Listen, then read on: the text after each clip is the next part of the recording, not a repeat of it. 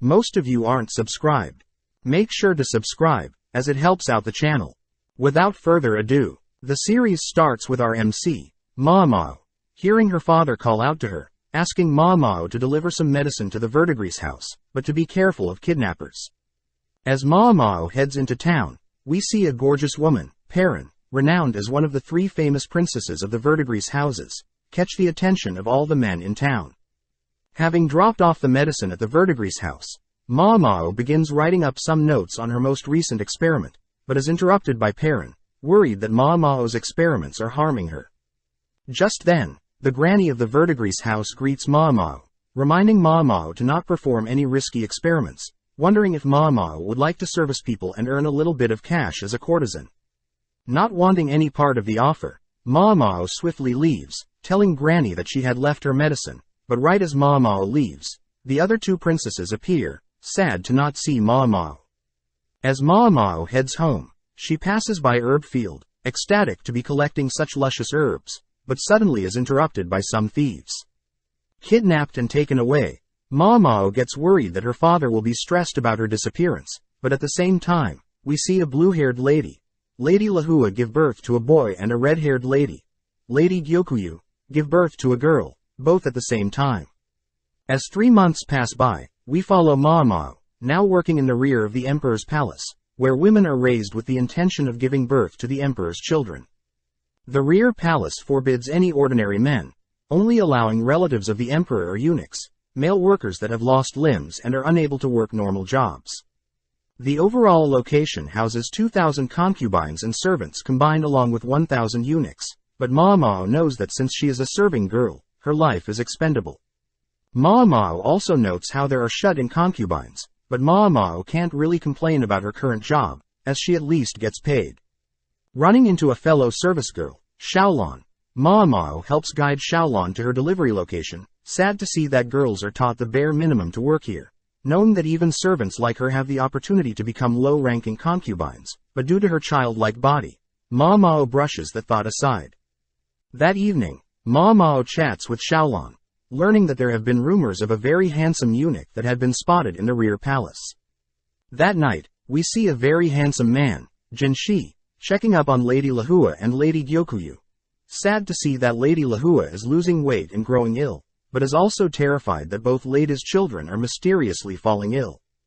The next day, Xiaolon reveals to Mao that there have been rumors of a curse plaguing the rear palace, as all 3 of the emperor's children have mysteriously passed away.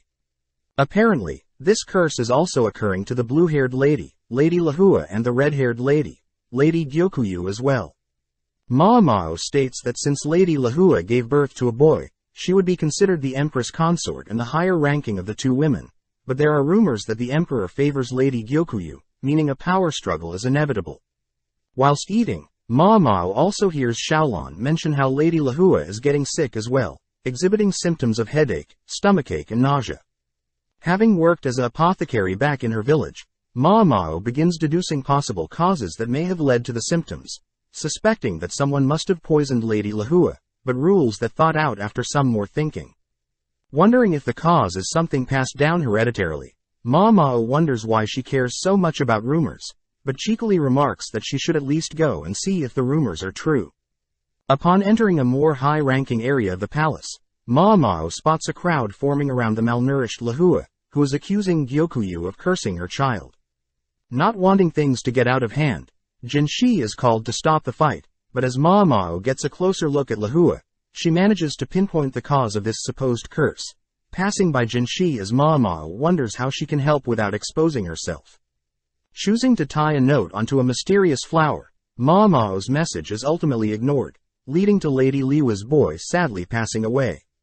Cutting to Gyokuyu, she is seen having a private meeting with Jinshi, revealing that she had received a mysterious message a while ago, telling everyone that the rhododendron flower that the message was tied to had a white part that was poisonous.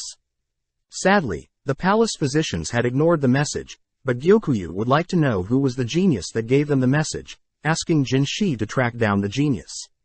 Having suspicions of who this person could be, we cut to Xiaolon and Mao on their break, gossiping about any new updates regarding the emperor, but suddenly one of the eunuchs asks for the girls to head to a part of the palace. Upon entering the assigned room, Jinshi appears, greeting the girls and introducing himself as the manager of the rear palace. Without saying another word, Jinshi writes a message on a piece of paper, asking only girls with freckles to remain in the room. Afterwards, Jinshi asks everyone to leave, shocking Mao, as she realizes she was the only one that can read, meaning Jinshi has found his target. Asking Mao to come quietly, Jinshi and Mao begin heading through the palace, with Jinshi revealing that he had looked into Mao, and records said Mao couldn't read, but wanting to not stand out, Mao feigns ignorance. As they enter a different part of the palace, Mao prays that she doesn't get punished for anything, but upon entering Gyokuyu's room, Mao shows relief, seeing Gyokuyu's daughter, Xiaoling, is alive and healthy. Not wanting to take credit for saving Gyokuyu's Xiaoling's life, Mao tries to feign ignorance once again, but Jinshi pulls out the message received a while ago, stating that he knows the cloth used to write it was most likely from the skirt from a girl working with clothes. With no other reason to hide, Mao reveals that she had figured out that the white powder concubines used to appear paler as poisonous, having seen various women in her village continue to use the white powder, but at the cost of their lives. Mao also adds that she was able to identify the poison, due to being an apothecary, having knowledge in medicine overall. Hearing this, Gyokuyu states that a while ago, she was given the same white powder, but upon discovering that her child along with the nurse that provided the white powder was getting ill, Gyokuyu had stopped using it entirely, ultimately sparing her baby's life. Apparently, Gyokuyu had tried to warn Lahua about the white powder, but Lahua wouldn't listen. Fearing what is to come next, Mao asks what Gyokuyu plans to do with her, but with a cheerful smile, Gyokuyu states that Mao from today will be Gyokuyu's lady-in-waiting, just like an assistant.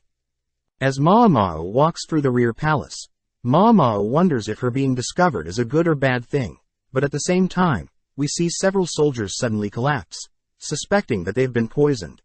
Seeing their men get poisoned, the leader of the soldiers accused the village leader for assisting the enemies, but just then we cut back to Jinshi, who has just learned of poisoning to their soldiers.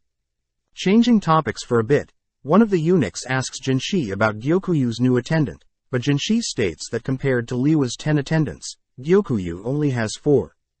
But Jinshi reiterates that Gyokuyu is quite smart, only choosing attendants that she can trust, which explains why Mao is a candidate, as her knowledge of medicine is too valuable. Hearing the eunuch fear that Mao may abuse her new positions as Gyokuyu's attendant, Jinshi reasons that he should seduce Mao a bit. The next morning, Mao is seen packed up, chatting to Xiaolong, as she begins making her way to the Jade Pavilion, where Gyokuyu lives. Just then, Mao spots Jinshi flirting with several women, only to turn to greet Mao, following up by grazing Mao's hair in an attempt to seduce her, but this only weirds Mao out. Upon arriving at the Jade Pavilion, Mao is greeted by Hongyang, the head lady in waiting for Gyokuyu, who offers to show Mao around the Jade Pavilion. First visiting Gyokuyu, who warmly welcomes Mao to her new home, remarking that her child Xiaoling also is happy to see her. Next, Hongyang shows Mao the guest waiting room, the kitchen and living room where all the ladies in waiting are cleaning. Introducing themselves as Yinghua, Gaiyuan, Ailan, but when Mao introduces herself, all the girls notice Mao's wrapped-up arm.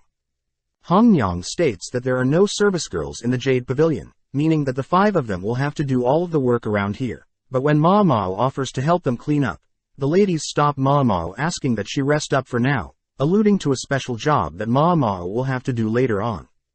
As Mao leaves, 3 of the girls begin speculating on Mao's tragic past, collectively shedding a tear for Mao. Showing Mao to her room, Hongyang instructs Mao to rest until she is summoned.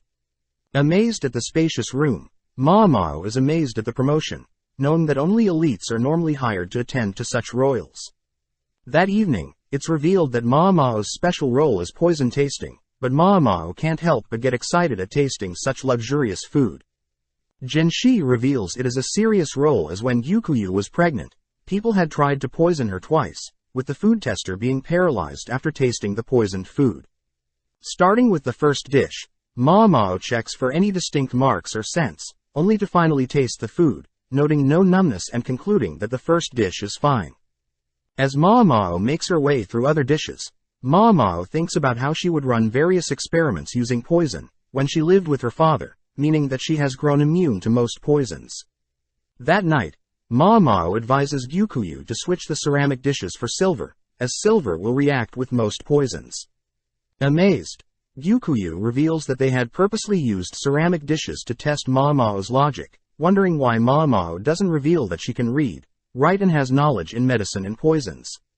Mao states that her kidnappers take most of the money she makes, intriguing Gyukuyu as she knows Mao doesn't want to give the kidnappers any more money.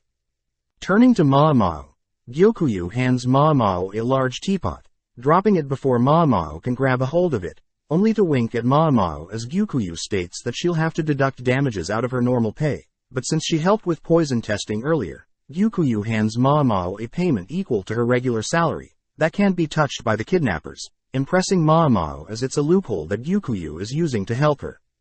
The next day, Mao is told to once again rest, only called to test meals that may be poisoned, but easily gets bored. Just then, Mao is called by Gyukuyu and Jinshi, who once again tries to seduce Mao, but no luck. Showing Mao a case of Baozi buns, Jinshi asks for Mao to check the authenticity of the food, but upon smelling the buns, Mao detects an aphrodisiac in the food.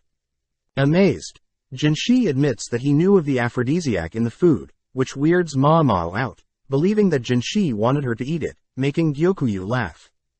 Getting serious, Jinshi reveals that a group of soldiers had reported being poisoned not so long ago, exhibiting signs of nausea, difficulty breathing and other ailments.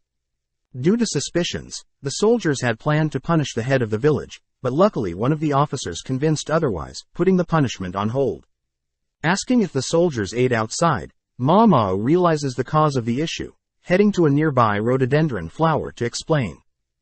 Chewing on one of the flower petals, Mao states that the flower gives the same symptoms listed, but in some cases, wood from trees can cause the same symptoms when burnt, making Jinshi realize that the soldiers did indeed use wood to start a fire. Relieved that the soldiers didn't harm the innocent villagers, Jinshi wonders if Mao can make him an aphrodisiac. Hearing this, Mao gets excited, knowing that she'll finally get to experiment with making various drugs, replying that she can try given the proper equipment. That night as Jinshi returns to his office, a random concubine attempts to seduce Jinshi, but Jinshi blatantly rejects her offer. Chatting with an eunuch, Jinshi reveals that he has been stationed here by the emperor, to test the loyalty of his concubines, but it's sad to see that most concubines end up betraying the emperor's trust. As Jinshi thinks about Mao, he admits that Mao is the only girl that is not attracted to him, making Jinshi curious as to what may convince her otherwise. The next morning, Mao visits the quack doctor, running into Gaoshin, Jinshi's assistant. As the quack doctor judges Mao for being a mere servant, Gaoshin guides Mao to a storage room, overwhelming Mao as she gets to experiment with all sorts of materials. As Mao is gleefully dancing, Jinshi interrupts, forcing Mao to get to work. As Mao begins writing up some things, she's amazed at how much paper she gets to use, pleased that Gaoshin is a quick learner compared to Jinshi who's standing idly by. Upon checking to see if there is enough cacao, Mao is disappointed to see a lack in supply, but Jinshi reassures Mao that he can easily obtain more. Back at the Jade Pavilion, Mao has gathered milk, butter, sugar, honey and powdered cacao, intriguing the other girls, as those are all expensive ingredients.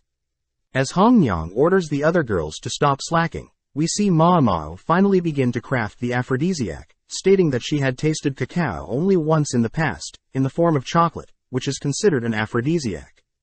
With everything mixed, Mao leaves the concoction to harden, but Mao also gets the idea of turning the leftovers into brownies, setting them on a shelf as she cleans up the mess.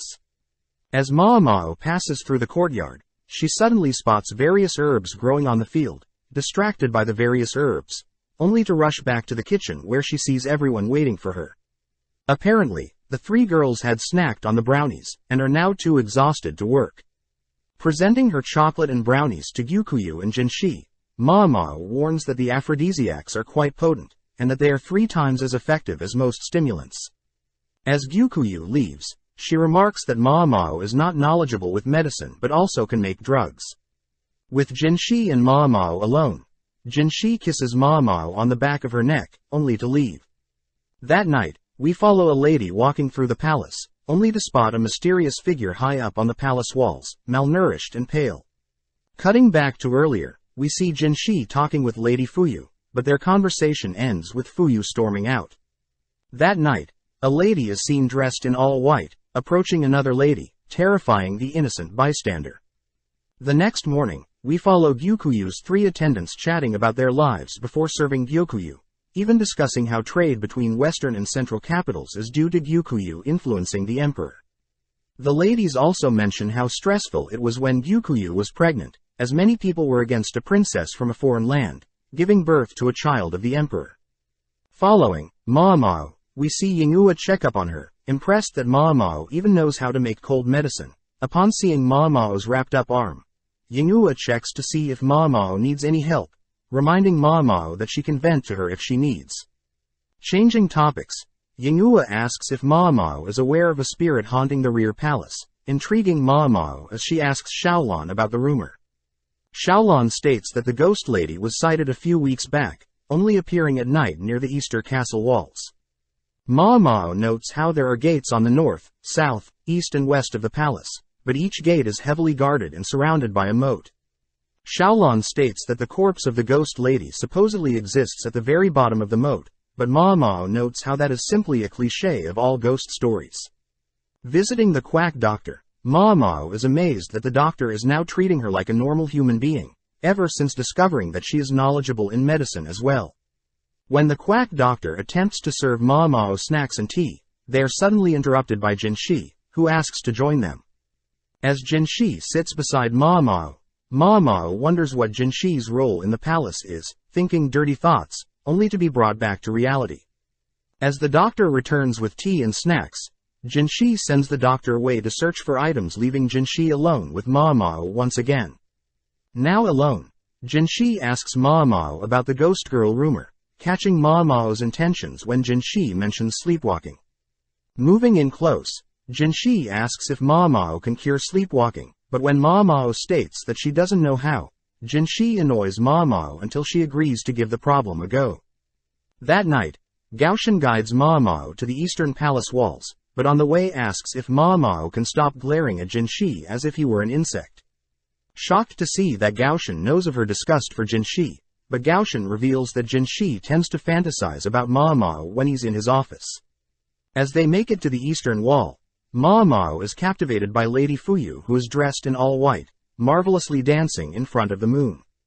The next morning, Ma Mao speaks with the quack doctor, learning that Fuyu was supposed to serve the emperor, but when she had failed to perform in front of the emperor, she chose to shut herself away from the world, ultimately scheduled to be a reward for a military officer.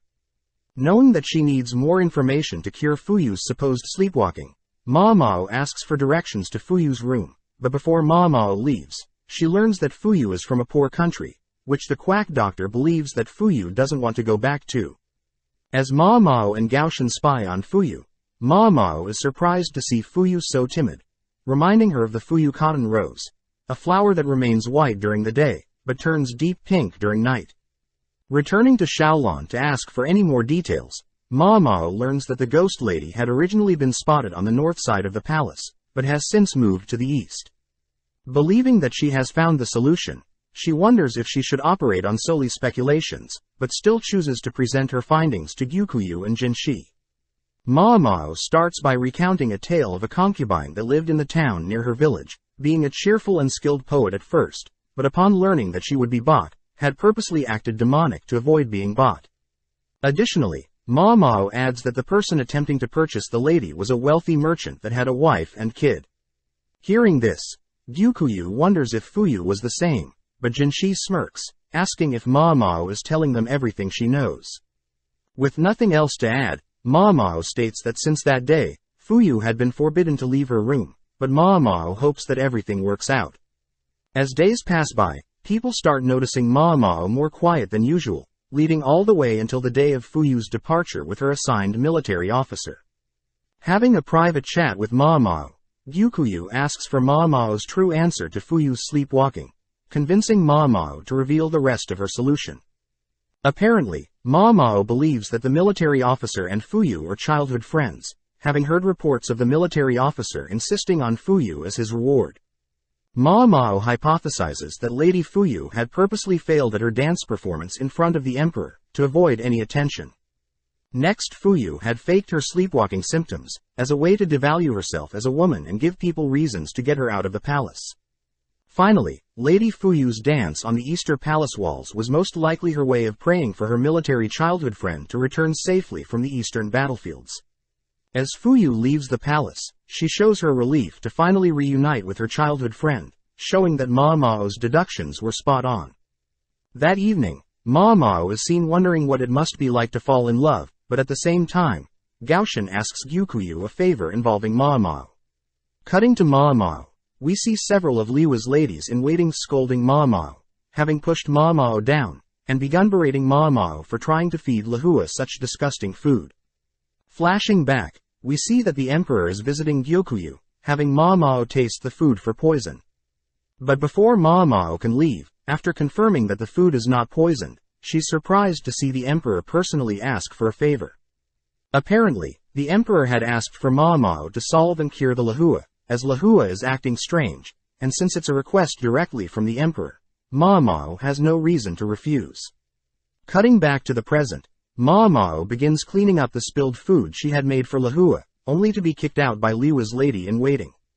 Having lunch with Xiaolon, Ma Mao tells Xiaolon about Liwa's sick state, reasoning that the white powder must still be running through her body, but luckily the white powder along with the flour that it has come from has been banned from the rear palace.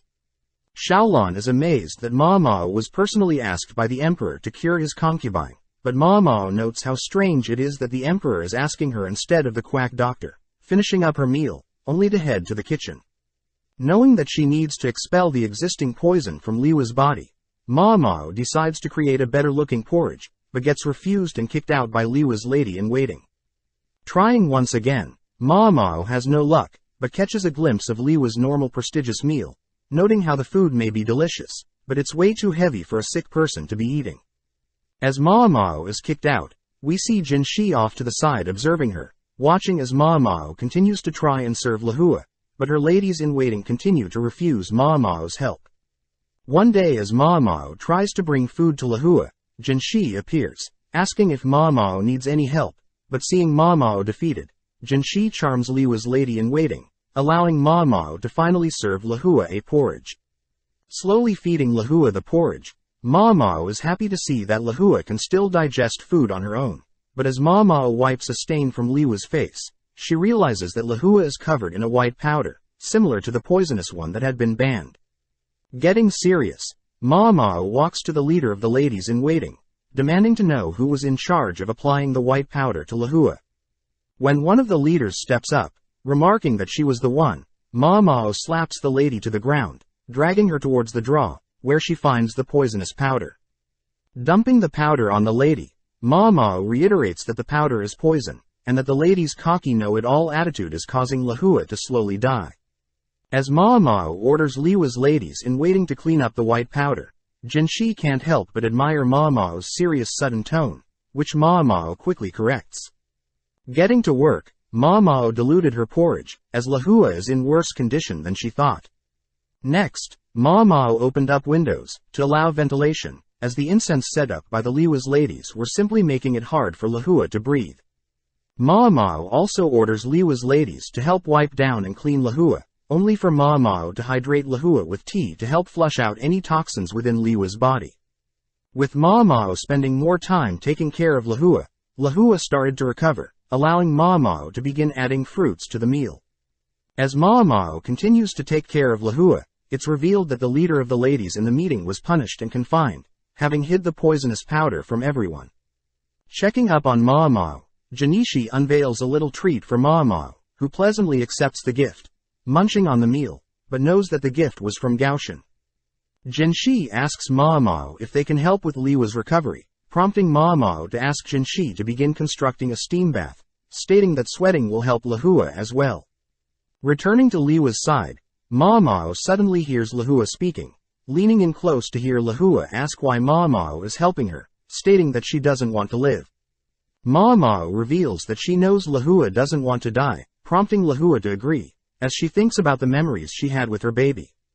With days passing by, we see Mao help fuel the steam bath, where Lahua is instructed to sit in. Afterwards, Lahua is taken to her room cleaned off and fed, only for Liwa's ladies to help Mao clean off and dry Liwa's dirty sheets. That evening, the leader of Liwa's ladies had returned from confinement, declaring that she'll be taking over Liwa's recovery and promising to never mess up again. Hesitant to speak to Lahua, the leader of the ladies is relieved, seeing how much Lahua has recovered. With 2 months passing, Mao is happy to report that Lahua is recovering well, even able to wander the palace gardens all by herself. Seeing Lahua admire the garden's flowers, Mao admits that she thought Lahua would be arrogant and rude after the loss of her child, but it seems as if Lahua has accepted the loss, making Mao realize how pleasant of a lady Lahua truly is. As Mao rests for the day, we see Lahua sit by her side, silently thanking Mao for her help. With Mao's final day attending to Lahua, Mao reports that she has told Liwa's ladies in waiting how to proceed with Liwa's diet, pleasing Lahua. Before Mao leaves, Lahua asks Mao if she's capable of having another child, believing that the emperor no longer loves her, but Mao reveals that she was personally sent here by the emperor to make sure Lahua lives. Seeing Lahua still worried she'll lose the emperor to Gyokuyu, Mao reminds Lahua that she has assets that exceed Gyokuyu, whispering a technique that Lahua can perform that may impress the emperor in bed. As Mao leaves, she reveals that she had learned the technique from the ladies from her village when she was younger. Finally arriving back at the Jade Pavilion, Gyokuyu and the other ladies are glad to see Mao back, but that night, we cut to several men tossing trash into a fire. Out of nowhere, the fire erupts, changing into different colors that end up burning one of the men, who believes that he's been cursed. Sitting down and observing his wounds, the man begins to break down, terrified of the curse, but just then we cut to Jinshi on his morning training. Able to out-trade Basin, Jinshi commends his fellow eunuch, as Basin has greatly improved his swordplay. Getting cleaned off, Jinshi asks Gaoshan about Mao, happy to hear that Mao is recovering well, ever since returning to the Jade Pavilion. Cutting to Mao, we see her digging through a garden, ecstatic to finally find some rare mushrooms, wondering where she should hide them. Just then, Mao remembers that she has something to do, heading over to deliver Xiaolon some spare meals that Mao was gifted. Sparking up a conversation, Xiaolon asks if Mao had heard of a palace servant seducing a military officer, revealing that the servant had used an aphrodisiac, reminding Mao of the chocolates she had created. Heading over to the quack doctor, Mao reveals the matsutake mushrooms she's dug up, exciting the quack doctor. As they both start grilling the mushrooms, they both secretly enjoy the delectable taste of the mushrooms, but just then, a man barges into the room asking if the quack doctor can cure his curse. Inspecting the man's burnt hands, Mao offers to make an ointment for the burns, all whilst the man recounts what happened. The man says that 2 nights ago, he was burning trash by the east side of the palace as he normally would, only to stumble onto a discarded women's dress that had both sleeves burnt off and several wooden tablets. Knowing that he shouldn't waste time, the man simply tossed the dress and tablets into the fire, but out of nowhere, the fire began changing colors, and next thing he knew his hands were burnt. Seeing the man in utter shock, Mao takes out a stick, lighting it on fire, only to sprinkle chemicals to make the flame change color. When the man confirms that the color of the flames were the exact same, Mao states that chemicals are similar to what they use for fireworks, and as for the marks on the man's hand, Mao reasons it's probably due to the man growing a rash from the wood. As Mao hands the man an ointment, the man expresses his gratitude, but just then Jinshi appears, prompting the quack doctor to leave and prepare tea for Jinshi. Seeing such a happy smile on Jinshi's face, Mao gets annoyed, asking what Jinshi wants, but Jinshi gets serious asking Mao to come with him. Setting up chemicals in front of Mao, Jinshi asks Mao how many colors he can make with the chemicals and how to apply them. Mao states she's not too sure, but she knows some chemicals can be dissolved in oil and some in water. Before Mao can leave, Jinshi asks for the chemicals to be teapot steamed, shocking Mao, as Jinshi had found out she was hiding something. As Mao leaves, Jinshi orders Gaoshan to find everyone that had suffered rashes from holding wooden tablets, but Ma Mao knows that the wooden tablets were most likely used to decode a secret message. Heading back to the Jade Pavilion, Ma Mao wonders why everyone is in a rush, forced to try on a dress, only to learn that twice a year a garden party is held for the emperor and the high officials. On top of the emperor, his 4 upper-ranking concubines, the prestigious consort, Gyokyu, the wise consort, Lahua, the virtuous consort, Li Shu, and the pure consort Ah Duo. Hongyang states that last time, Lahua and Gyokyu couldn't attend due to giving birth, but this time, Gyokyu will be showing off her child, Princess Lingli, for the first time. Knowing that she can't skip out on attending, knowing that she'll have to help taste Gyokuyu's food, Ma Mao asks for Hongnang's help getting ready for the party. Hongnyan states that they'll have to pad up Ma Mao a bit, remove her freckles and apply makeup. With Ma Mao dreading having to smile at the high-ranking officials and stand in the cold wind, Ma Mao gets an idea, rushing to prepare things. That night, Hongnyan checks up on Ma Mao, seeing that Ma Mao has cooked up some orange and ginger snacks to help warm up the guests. When Ma Mao shows off an additional layer she sewed onto her dress to keep hand warmers, Hongnyan begs Ma Mao to do the same for the other girls. Ma Mao immediately gets to work. As word spread of Ma Mao's pocket warmer trick and orange snack, Jinshi and Gaoshan ended up visiting, along with the emperor's seamstress and cook, asking to learn Ma Mao's techniques. With several days going by, Ma Mao rushes to prepare and learn everything needed for the garden party, managing to finish preparations the day before, but at the same time, Gaoshan reports that he hasn't been able to track down any other victims that have been received burnt marks like the cursed man. With the big day arriving, Ma Mao and the ladies all gather around Gyokyu, stunned at Gyokuyu's crimson beauty. As a token of appreciation, Gyokyu lends a piece of jewelry to each of her ladies in waiting, reminding Ma Mao that she is now part of her family. Just then, the ladies grab hold of Ma Mao, beginning to transform Ma Mao into a true woman, but as one of the ladies cleans off Ma Mao's face, they all stop and gather around Ma Mao's face. With all 4 princesses entering the assigned area, we see Jinshi greeting all the princesses, managing to charm Li Shu, heading to greet Gyokyu last. As Jinshi greets Gyokyu, he notes how Gyokuyu's crimson outfit and her jade eyes complement each other. But spotting Ma Mao to the side, Jinshi attempts to tease her a bit, but is stunned to see Ma Mao's gorgeous face. Having not recognized her, Jinshi compliments Ma Mao for applying makeup and removing her freckles, but Ma Mao reveals that she never had freckles to begin with. Finding it strange that Ma Mao would fake her freckles, Jinshi is shocked to learn that back in Ma Mao's village, men would prey on any women they can. But by faking freckles, Ma Mao would never be attacked or assaulted due to her ugly looks and childlike figure.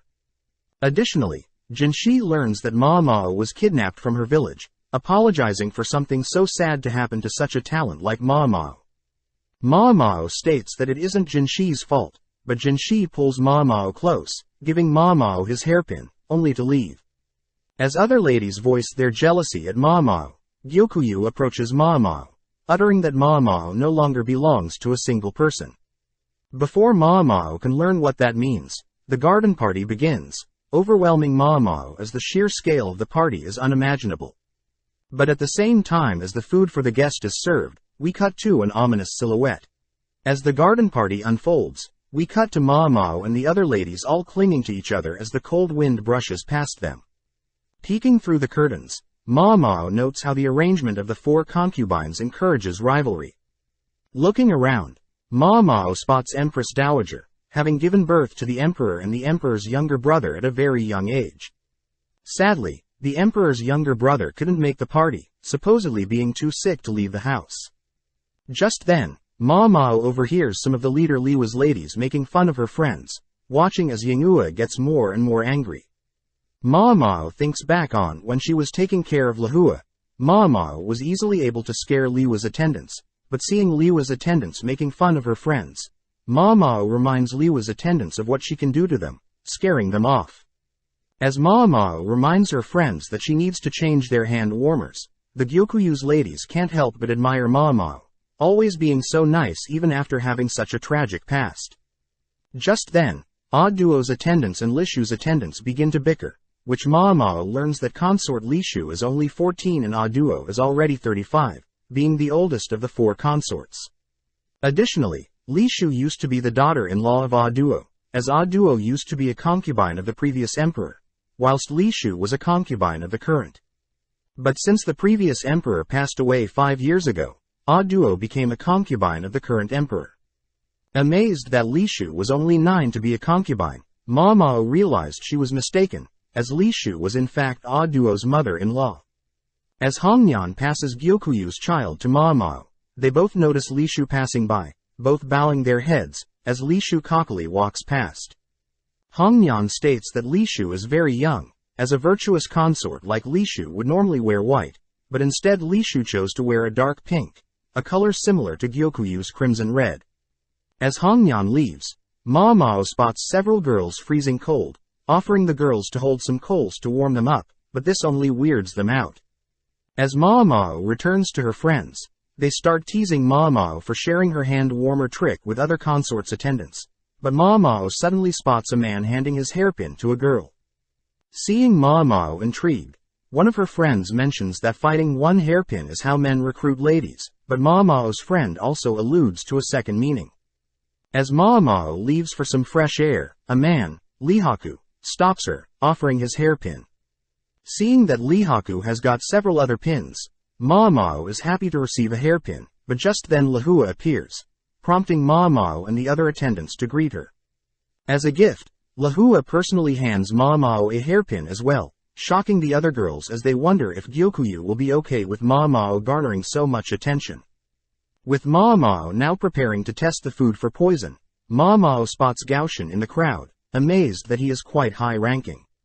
Also, Ma Mao spots Lihaku is also quite high-ranking, but wonders where Jinshi is compared to the others. With the first soup dish served, Ma Mao notes that there is no strange clouding appear, along with no peculiar smell from the soup. Upon drinking the soup, Ma Mao chases the soup with some water, confirming nothing strange with the dish, but upon seeing another fellow food taster so stressed, Ma Mao feels sorry for them, noting how she must be the only one that yearns for the taste of poison.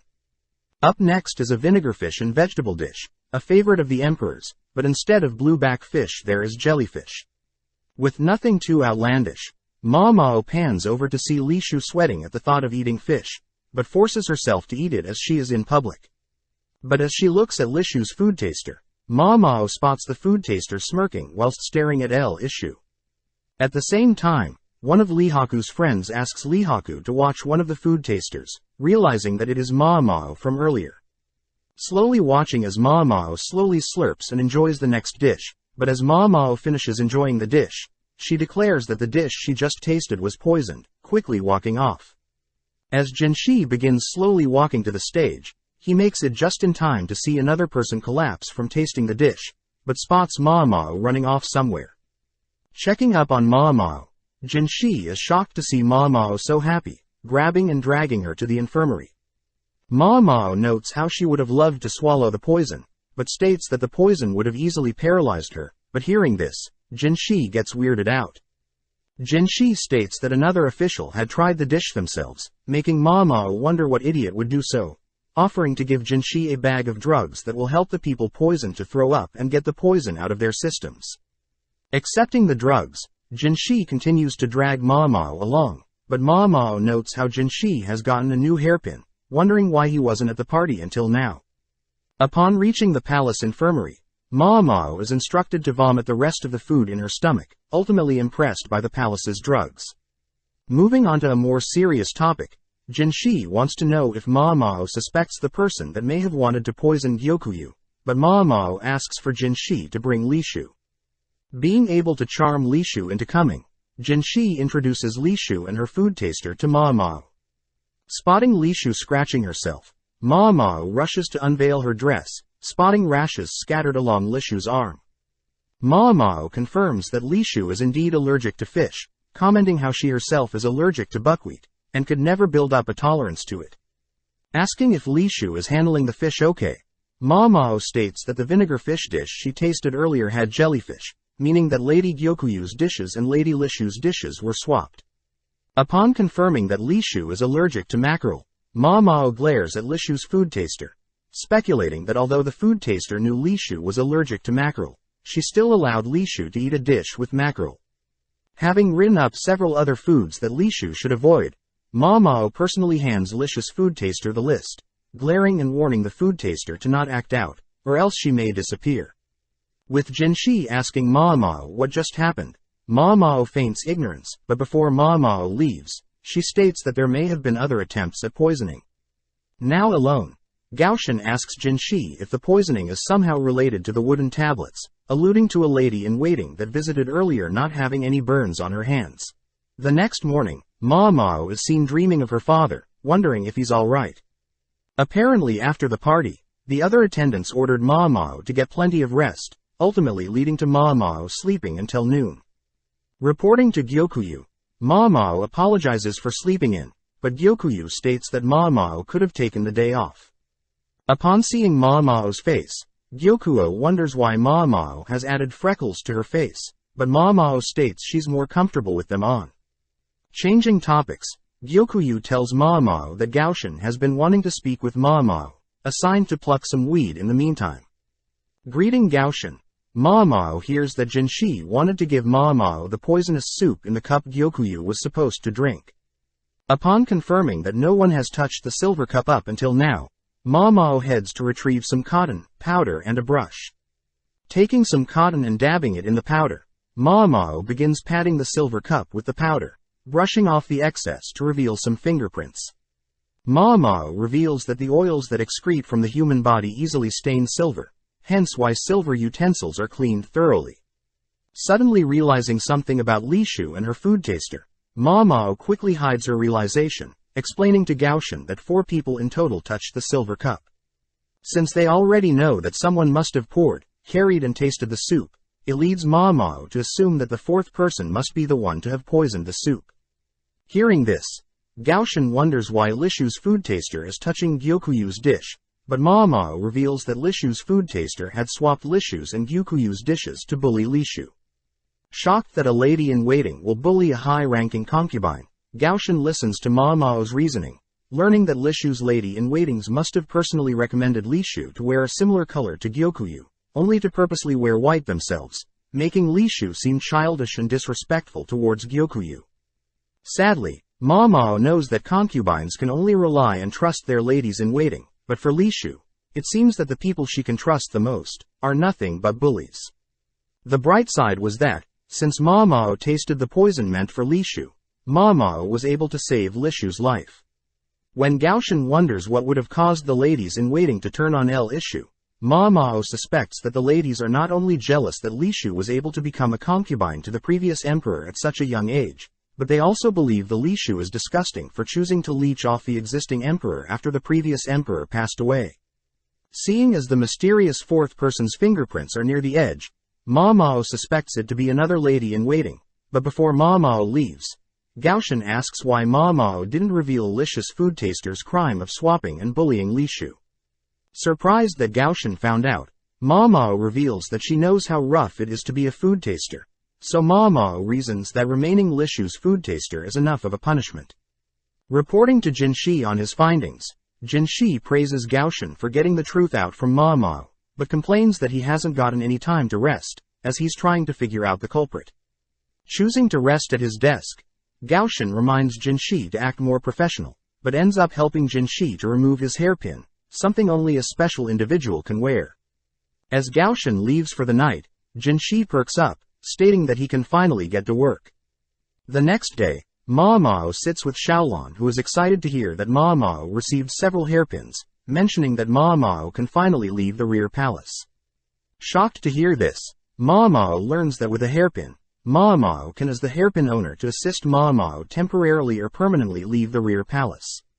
Seeing as there is really only one man she can turn to, we cut to Lihaku, who is busy training, stopping as he has received a message from Ma Mao, wondering how he should turn her down, having only given out the pins as a formality.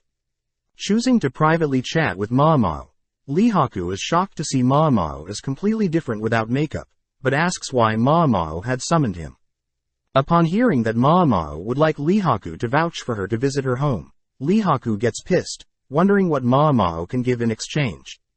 As a trump card, Mao reveals that she has special vouchers to the Verdigris house, a super-renowned brothel that would normally take up on years' worth of Lihaku's salary. Seeing Lihaku hesitant at first, Mao chooses to play hard to get, taking back the vouchers only to show off 2 of her other hairpins. Upon realizing that the 2 other pins are far superior than his, Lihaku has no choice but to accept Mao's offer, fearing that he'll never get a chance like this again.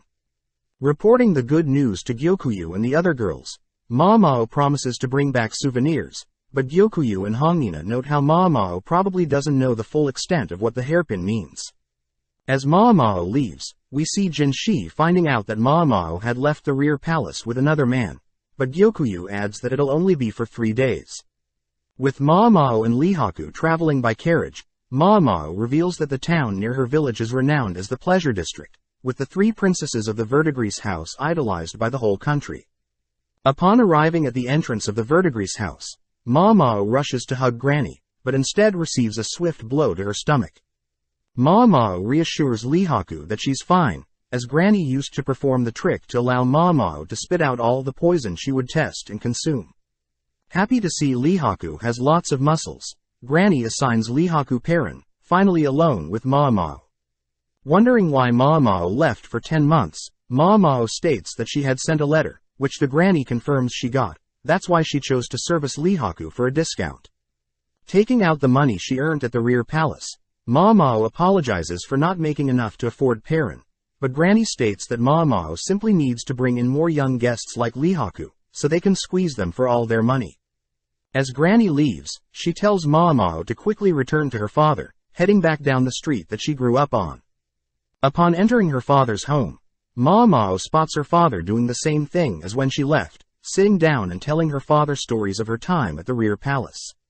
Telling her father that she'll need to return in 2 days' time, Mao chooses to rest for the night, but as Mao sleeps, her father reveals that he has connections with the rear palace. The next morning, Mao wakes up, remembering that she is home, but notes how she is quite sweaty.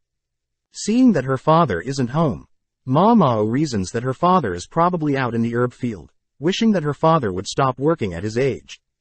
Just then, a little girl begins banging on her home, prompting Mao to approach her and ask what's the problem. Without saying anything, the little girl grabs Mao, dragging her into the house, where she sees a crowd forming in front of a room. Upon entering the room, Mao is stunned to see 2 people incapacitated, but snapping out of the daze, Mao gets to work, assessing the situation. Seeing as the man isn't breathing and the woman is barely breathing, Mao orders another helper to check if the lady has anything clogging the throats. With Mao and the helper applying CPR to both people, Mao orders the little girl to bring charcoal. With Mao managing to resuscitate the 2, Mao cleans out her mouth, sarcastically remarking that it's great to be home. As Mao asks the house's ladies to not touch anything within the room, Mao begins inspecting the room, noting how the 2 victims were a courtesan and a customer. Upon entering the room, Mao picked up scents of alcohol and tobacco, also spotting 2 bottles, some broken glass, wheat stalks, a pipe and some tobacco. With the little girl arriving with the charcoal Mao had asked for, Mao asks for something to write on, giving the little girl a message, asking the little girl to go fetch her father's in the herb field. As the little girl leaves, she gives Mao a dark stare, but as the little girl returns with Mao's father, Mao reports that she has crushed the charcoal and it should be ready to be mixed with herbs to treat the 2 victims. Following the courtesan, we see that she has gotten better, learning that the male customer is also now stable. With Mao and her father alone, Mao reveals that her father is quite smart, able to piece together things with simple clues. Asking Mao to sit with him, Mao's father tests Mao, asking what she thought caused everything. Mao states that she believes the tobacco leaves are quite poisonous, being commonly used for suicides, which her father confirms is true. Asking if Mao had them drink water, Mao states that she didn't, which her father commends, as the stomach acid can prevent poison from being absorbed, but when water is added, it makes it easier for the human stomach to absorb the poison. Next, Mao's father pokes a hole in Mao's deduction, asking what if the tobacco leaves were soaked in water beforehand, prompting Mao to confirm that there are no leaves in the vomit, meaning that diluting the poison with water may have actually been better. As the owner of the house thanks Mao and her father, Mao sees that the wheat stalks are used to drink liquids without messing up one's lipstick. As a thanks, the owner pays Mao and her father, but when Mao's father attempts to decline the payment, Mao reminds her father that he has to pay for rent. Mao notes how the man and women must have attempted a double suicide, as it's not too uncommon for something to occur, as usually poor men and unhappy courtesan would agree to take their own lives. Mao finds it weird that the man who wears such expensive clothes would choose to take his own life, but just then Mao spots the little girl visiting the man, reasoning that she too should check up on the man as well. Upon entering the room, Mao is horrified to see the little girl attempting to stab the man, swiftly disarming the girl. Hearing the little girl scream that the man deserves to die, Mao headbutts the little girl, forcing her onto her knees. But just then, a lady arrives, asking to speak privately with Mao. The lady reveals that the man poisoned was quite a problematic customer, always flirting and promising to purchase and give women a better life, only to lie and dump the girls. Having been stabbed and poisoned in the past, the man comes from a rich merchant, ultimately choosing to resolve issues with money. It's revealed that the man did the same thing to the little girl's older sister, but it turns out the older sister had fallen for the scummy man. The concubine that was poisoned is apparently friends with the little girl's sister, and had tried a double suicide with the man. Since they can't ban the man, as it would be bad for business, they have no choice but to leave him as is. As Mao and her father head home, Mao thinks about how scary the little girl is, having specifically ran to search for her father, which she probably knew wasn't home, instead of going to search for an actual doctor. Returning home, Mao asks to check the money they were paid, confirming that the owner paid them to stay quiet about what happened. Still unable to figure out why a man that had been poisoned previously would be so easily poisoned, but before Mao can conclude anything, her father reminds Mao to only consider facts. Diving back through all the points she knows, Mao concludes that it wasn't a double suicide but in fact poison, but before she can tell her father tells Mao that the case is already over. As Mao walks through town, she explains that the courtesan must have poisoned the man, using 2 types of liquid. Since the man would want her to taste any drink before he did, the courtesan must have poured an edible liquid and a non-edible liquid into the same cup, but due to the liquids' different densities, the edible and non-edible liquids would form their own layers. The courtesan simply drank from the bottom edible liquid with a straw, whereas the man would drink the poison. Afterwards, the lady would sip a little of the poison, just enough for her to survive. But some things still don't make sense, as Mao wonders if the little girl knew what the courtesan was doing as she purposely didn't want a doctor to come, or if the owner knew what was happening and purposely paid for their silence. Knowing that she can't operate on speculation, Mao makes her way to the verdigris house, using its bath to clean up. Just then, Mei joins Mao, revealing that Granny, herself and other princesses were worried about her.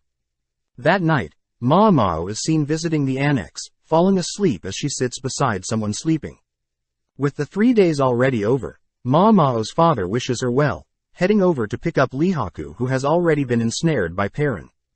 Returning to the Jade Pavilion, Mao can't help but notice Jinshi's glare from behind, but before Mao can flee, Jinshi asks to speak with her privately. Seeing Jinshi so agitated, Mao asks what is agitating him, but Jinshi instead asks how Mao's visit home was. Upon hearing that nothing happened with Lihaku, Jinshi asks if Mao knows what choosing Lihaku as a guarantor means, but Mao says she believes a guarantor is a high-ranking official with a good record. Seeing Jinshi at a loss for words, Mao states that she didn't want to rely on Jinshi, fearing that she could never repay him, like she did Lihaku. Hearing this, Jinshi believes that she gave up her body to convince Lihaku, but as Mao leaves, we see Hongnian rushing to slap Mao for being misleading, all whilst Gyokuyu laughs at what they heard. Cutting to the cafeteria area at night, we see several eunuchs gathered for dinner, but as they all chat they all suddenly hear a massive ceramic container shatter, followed by a drunk older eunuch demanding that they bring him more booze. Seeing the older man in a pathetic state, several eunuchs laugh at how thanks to him, they'll probably never drink. Suddenly we see a mysterious man placing some mysterious substance in some bottles of booze, only to hand it to the older man, coldly watching as the older man gulps down the spiked booze. The next morning, Gaoshan asks for Jinshi to stop sulking, reminding Jinshi that he still has lots of work to do. Gaoshan thinks about how Jinshi has accomplished a lot in his life, seeing unusual for Jinshi to act so childish and be so attached to another person's life. As Gaoshan hands Jinshi some paperwork, Gaoshan thinks about how he managed to convince Gyokuyu to explain to Jinshi that it wasn't Maamao that offered her body to Lihaku but instead Maamao asked another experienced lady to repay the favor. Still, Gaoshan admits how unlucky it was for Jinshi to put so much effort, freeing up time to mess with Maamao, only to hear that Maamao left to spend time with another man. As Jinshi and Gaoshan begin working through the papers, they both note how nobles try to pass bills to benefit themselves, but it's ultimately up to Jinshi to verify them. As they both work on the papers all throughout the day and into the night, they are suddenly interrupted by an eunuch, revealing that Sir Conan has passed away. The next morning, Jinshi reports the bad news to Gyokuyu and Maamao, both sad to hear that a high-ranking man had passed away. As Maamao hears that Conan had drunk himself to death, Maamao has no sympathy for him, but Jinshi suddenly asks if Maamao thinks Conan truly drank himself to death. Speaking with Jinshi, Maamao reiterates that heavy drinking does ultimately poison and weaken one's organs, explaining Conan's death, but Jinshi tells Maamao that Conan was celebrating during a party by drinking out with friends. Wondering why Jinshi would tell her that, Jinshi adds that Conan easily handled his alcohol, but he wasn't liked by many people. Taking out some booze, Jinshi pours Maamao a cup of booze, exciting Maamao. But Jinshi adds that unfortunately the last jar of booze Conan drank from was shattered and the booze was lost. Seeing Jinshi so sad, Maamao reasons that with the information Jinshi told her, there is no way of finding out if Conan was poisoned or not. Taking a sip of the booze, Maamao is disgusted by the sweet and salty flavors, but Jinshi reveals that Conan loved sweet foods, never touching even the most valuable of smoked meats or rarest of rock salts. Reminiscing, Jinshi states that Conan used to love spicy food but one day switched to loving sweet foods, but Maamao interrupts, wondering if Conan passed due to diabetes. As Maamao takes another sip, she learns that there were rock salts, mooncakes and dried meat at the party, prompting Maamao to request to see the last drinking jar Conan touched before he passed. Jinshi states the jar is shattered, but Maamao states she still wants to see it, finishing up several more cups of booze, only to mention that she has an idea of what happened. The next day, Maamao greets Jinshi, who has brought the shattered jar, along with Gaoshan handing Maamao a report on the incident. Reading through the report, Maamao heads towards the shattered jar, licking off some substance from the jar, shocking Gaoshan and Jinshi. Reassuring them that she's fine, Maamao drops some of the leftover substance in a fire, revealing that the jar had an overabundance of salt in it, ultimately poisoning Conan. Wondering how Conan didn't stop drinking such a salty beverage, Maamao hands Jinshi the report, deducing that Conan must have lost his ability to taste salty things. Apparently, Kun was quite a talented and smart bureaucrat, but unfortunately he had lost his wife and child to an epidemic, choosing to escape by drinking and consuming sweets. Maamao states that Conan's inability to taste salty things is a form of illness that stems from an unbalanced diet or stress. Hearing all of this, Jinshi asks Maamao who could have placed salt in Conan's drink, but Maamao states that she has no idea. Maamao does add that the booze she tasted yesterday had salt, so it could have been someone that didn't like sweet drinks, or it could have been co-workers that tried pranking Conan but simply took it too far, and poisoned Conan. Hearing all this, Jinshi whispers something to Gaoshan, sending him off, but at the same time, Maamao thinks about how she doesn't want to reveal the culprit, fearing that she'll get someone punished, but notes how she had given Jinshi enough clues already. As Jinshi thanks Maamao for the insight, Maamao spots an obsidian tassel tied to Jinshi's waist, asking how close Jinshi was to Conan. Jinshi reveals that Conan was crucial to him when Jinshi was a child, making Maamao feel sorry for Jinshi. As a thanks for all the help, Jinshi gives Maamao a bottle of booze, exciting Maamao. But as Jinshi tries to tease Maamao, Maamao fires back, teasing Jinshi for slacking on his paperwork. Backed into a corner, Jinshi mentions how he has the ability to pass a law that forbids underage drinking until the age of 20 years old, finally getting Maamao to concede their little dispute. As several days pass, we see a mysterious lady suddenly being flung into a body of water, helplessly left to drown. The next day, Mao and the quack doctor are called to inspect the body of the victim, impressing Mao as the corpse had been preserved due to the cold weather. Asking about the victim, Mao learns that the victim was most likely a servant from the rear palace and her body was found in the moat surrounding the palace, but gets thrown off seeing how scared the quack doctor is. Too scared to touch the body, the quack doctor asks if Mao can search and touch the body, but Mao states that her teacher forbade Mao from touching corpses. Just then, Jinshi appears, asking Mao more on the reason she can't touch corpses, but Mao shyly remarks that humans can become ingredients as well, and her father had foresaw Mao experimenting with human corpses, forbidding Mao from doing something so inhumane. As the quack doctor begins performing an autopsy on the corpse, they note how the woman is tall, has hard wooden shoes, bandages on one foot and all her fingers are red, but Mao can't help but feel bad for how cold the lady must have been in the water. That evening, Jinshi tells Mao that the lady was fine yesterday, suspecting that she must have climbed the palace walls and threw herself into the surrounding moat. Mao states that it can't just be suicide, as Mao couldn't find any ladder or way up on the walls by herself, but notes how there are intrusion on the palace wall that can help people climb up there, revealing that Fuyu used the intrusions to climb the wall by herself. Since the victim's feet were bound to appear more small and beautiful, meaning that murder is not completely off the table either, as Mao suspects the victim had tried to climb out of the moat whilst drowning, but failed, hence her red fingers. Pondering for a bit, Mao thinks about how cruel the world is, as people aren't able to choose when they die, especially if they fall prey to other people. As Mao begins going through her traumatic past, she asks if Jinshi were to ever to execute her, that he would at least choose poison. Confused as to the sudden dark tone, Jinshi states that he would never execute her, but Mao reminds Jinshi that she is simply a commoner, and that the world is quite cruel to commoners. Seeing as she may have soured the mood, Mao excuses herself, but it's later revealed that the victim had also attended the garden party and people had found a written will, meaning people deemed the case a suicide. As several more days pass by, we cut to Gaoshan finally reporting that he has finally found someone with burns on their arms, revealing it to be Fengming, the head lady in waiting for concubine Ah Duo. Heading to chat with Xiaolon, Mao listens to the rumors Xiaolon has heard, believing that the servant that drowned belonged to the Garnet Pavilion. People suspect that the servant was ordered by concubine Ah Duo, but Xiaolon also reveals that Ah Duo will probably be replaced by a younger concubine eventually. This is because Ah Duo is 1 year older than the emperor, being 35 years old, and although Ah Duo was able to conceive a baby boy, it sadly passed away long ago. Hearing this, Mao thinks about how trapped ladies are in the rear palace, solely being used to give birth, wondering if Lady Lahua will grow old and be replaced, or if Gyokuyu will be abandoned by the emperor.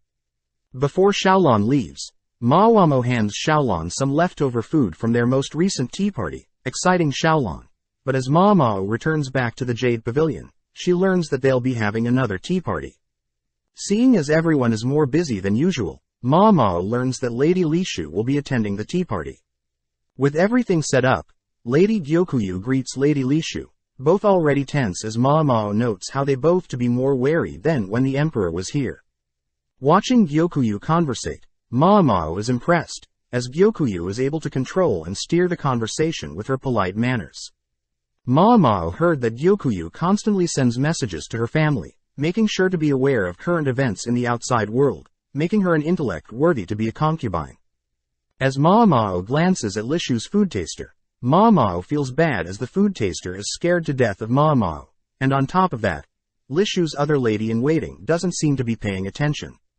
To ease the conversation, Gyokuyu asks if Lishu would like some snacks, delighting Lishu.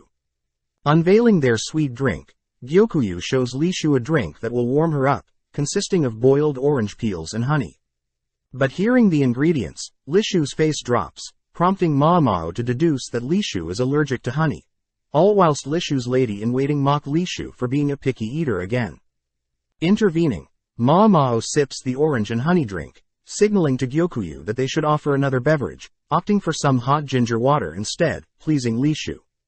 Seeing Lishu's lady-in-waiting annoyed that Lishu wasn't forced to consume the honey, Ma Mao confirms that Li Shu is still being bullied. As everything wraps up, Ma Mao is forbidden from helping clean up the tea party, running into Jinshi, who Ma Mao suspects set up the tea party. Before Ma Mao can leave, Jinshi asks if Ma Mao had heard about the rumors regarding the attempted poisoning being tied to the servant who drowned. Upon confirming that she has heard the rumors, Jinshi asks if Ma Mao truly believes the servant took her own life, but Ma Mao can't say for certain. Jinshi also asks why a mere servant would poison Li Shu, but Ma Mao reiterates that she doesn't know. With no other choice, Jinshi reveals that Ma Mao will be working under A Duo, stationed at the Garnet Pavilion for the next couple of days. As Ma Mao heads over to the Garnet Pavilion, Ma Mao notes how unlike Gyokuyu's comfy jade pavilion and Liwa's refined crystal pavilion, A Duo's pavilion feels simple. Greeting Ma Mao and some other servants, Feng Ming, the head lady in waiting, states that they'll be working here for the next 3 days, only to be interrupted by A Duo herself. Glancing at A Duo, Ma Mao is mesmerized by A Duo's masculine and feminine appearance, wondering if A Duo is truly 35 years of age. As A Duo thanks the servants for the extra help, she heads elsewhere, but Ma Mao notes how she reminds her of someone. As Feng Ming guides them around the Garnet Pavilion, Ma Mao notes how Feng Min is quite approachable, believing Feng Ming would be more entitled and from a noble family. Feng Ming asks Ma Mao and the other girls to begin dusting off some old items, but Ma Mao spots Feng Ming has bandages wrapped around her arm. Getting to work, Ma Mao notes how many items are in the room, heading outside with some books, impressed that the servants are all working hard, unlike Liwa's ladies-in-waiting. Individually spreading out and opening up the books, impressing Feng Ming, which Ma Mao notices is very fit to be head lady-in-waiting, giving plenty of compliments as well as being very observant. With a tough day of cleaning over, Ma Mao slowly waddles to report her finished work, impressing Feng Ming as she has given Ma Mao and the other servants a huge room to rest, even lighting a scented candle to set the mood. As Ma Mao lays next to the other girls, she wonders Jinshi's reason for sending her here, having not told Ma Mao to do anything in particular. The next morning, Ma Mao watches on as all of A Duo's servants continue to work hard, even spotting Feng Ming set an example, joining in to ease the workload. Seeing this dedication, Ma Mao wonders if Feng Ming ever considered marriage or if Feng Ming chose to serve A Duo for life. Ma Mao reasons if Feng Ming was deeply loyal to A Duo, it could possibly explain Li Shu's poisoning, as Feng Ming feared A Duo would be replaced, choosing to free up a spot by taking out another fellow concubine. As Ma Mao is called to help elsewhere, she notes the abundance of honey, learning that Feng Ming's family owns a bee farm, explaining the sweet candle scent last night. Beginning to move the honey elsewhere, Ma Mao spots Lady Li Shu and her food taster, both acting frightened, wondering why they're here at the Garnet Pavilion and if it has anything to do with honey. With her 3 days up, Ma Mao reports back to Jinshi, annoyed that Jinshi is acting so nonchalant and asking vague questions. Getting serious, Jinshi asks who would be most qualified to contact the outside world, out of the ladies in the Garnet Pavilion.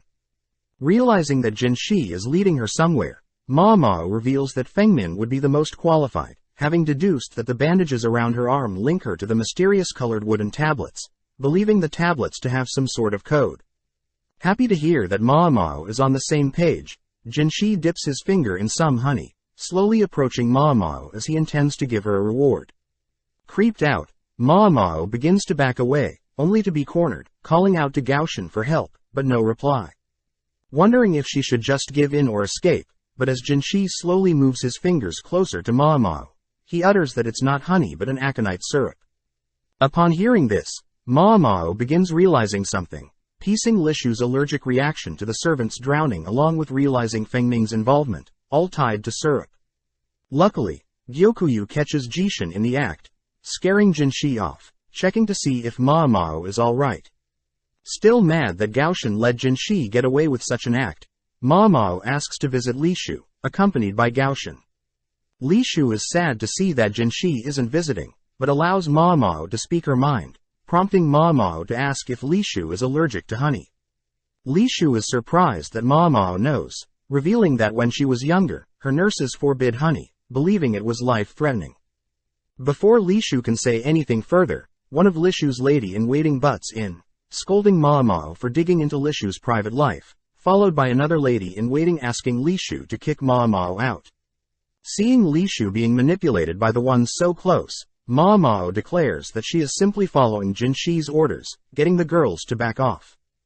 Getting serious, Ma Mao asks if Li Shu is aware of Feng Ming, spotting Li Shu's being terrified upon hearing that name. As Ma Mao and Gaoshan head back, Ma Mao asks if she can learn about past events in the rear palace, prompting Gaoshan to search previous court documents, wondering what Ma Mao has figured out. Sifting through the documents, Ma Mao realizes 17 years ago while the current emperor had their now deceased son, with Ah Duo. Apparently at the same time, the current emperor's father had a son as well, the current emperor's little brother. The documents state that Ah Duo and the current emperor were raised by the same parents, making them foster siblings, but most shocking of all, the baby that passed away was delivered by Dr. Luoman, Ma Mao's father. Sadly, Ma Mao had already suspected this, spotting herbs that she saw her father growing when she was younger, and can only be found in different regions. The documents state that Luoman was expelled, leading Ma Mao to wonder the reason for her father being kicked out.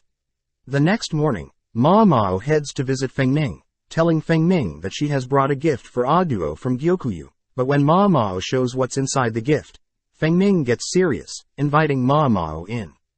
As Feng Ming begins cooking up some snacks, Ma Mao spots several pieces of luggages packed up, confirming her suspicions.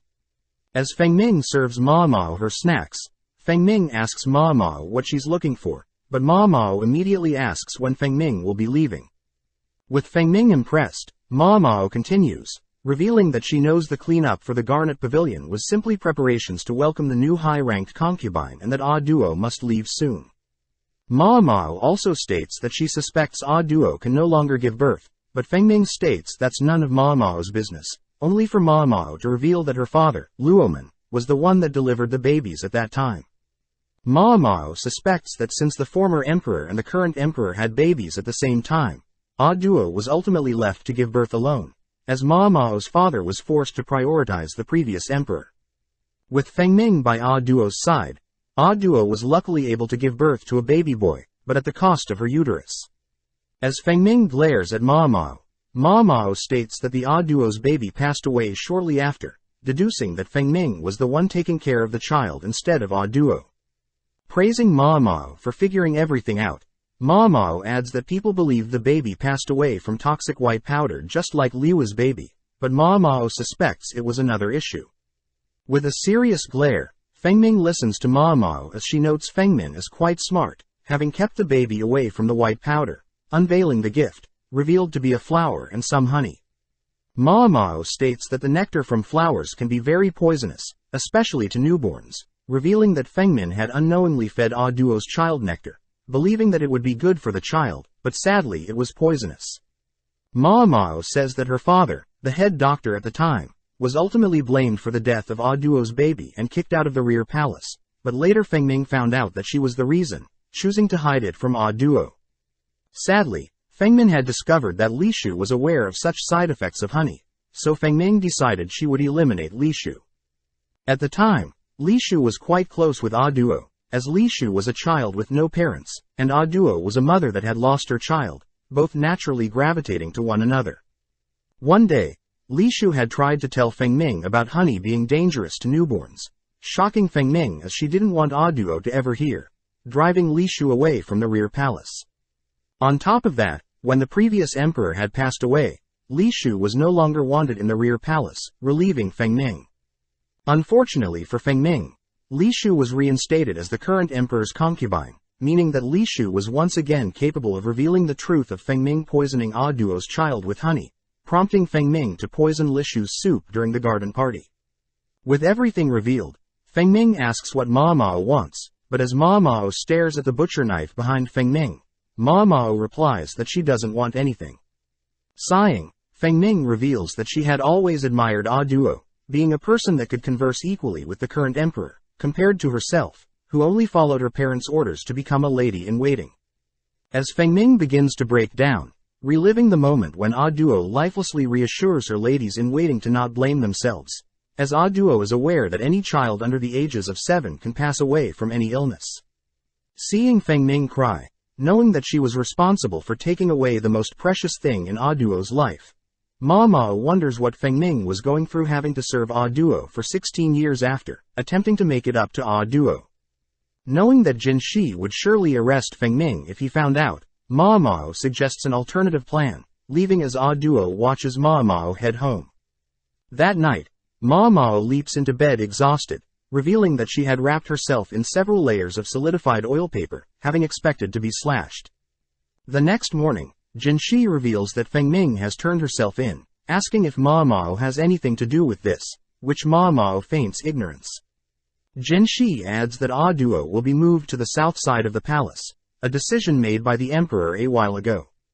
As Ma Mao heads through the palace with some dirty clothes, she reveals that she instructed Feng Ming to combine her attempt at poisoning Li Shu with the cause of death for Ah Duo's baby, reasoning that it was the only way to hide what truly happened to Ah Duo's child, but sadly Ma Mao suspects Feng Ming will be sentenced to death.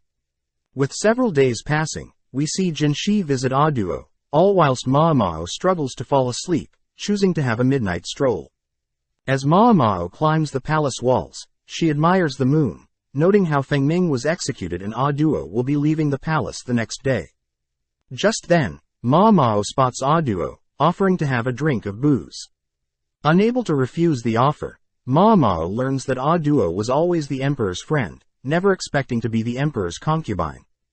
Ma Mao wonders why Ah Duo clung onto the role of a concubine for so long, but Ah Duo ignores her, standing up and heading towards the edge of the palace walls, staring at the moat. Ah Duo notes how cold it must have been and how stupid the person must have been, leaving Ma Mao alone. As Ah Duo leaves, Ma Mao realizes that the servant that drowned truly was a suicide, and that Feng Ming had secretly helped the servant, even against Ah Duo's order.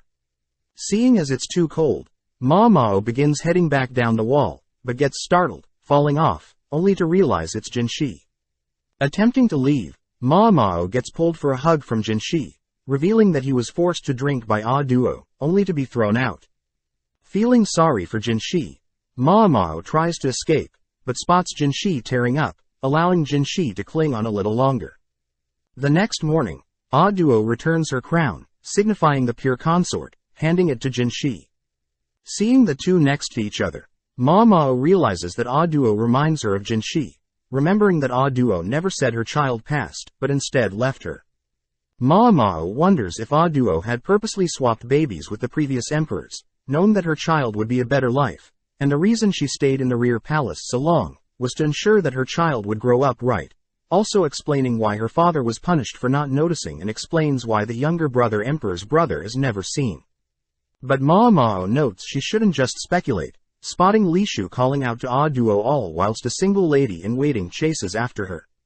Happy to see Ah Duo comfort Li Shu, Ma Mao leaves, as it's getting cold, but at the same time, we see Jin Shi investigate Feng Ming's family along with Ma Mao's past. Check out one of our other videos on the screen or in the info card above. Subscribe, like and comment.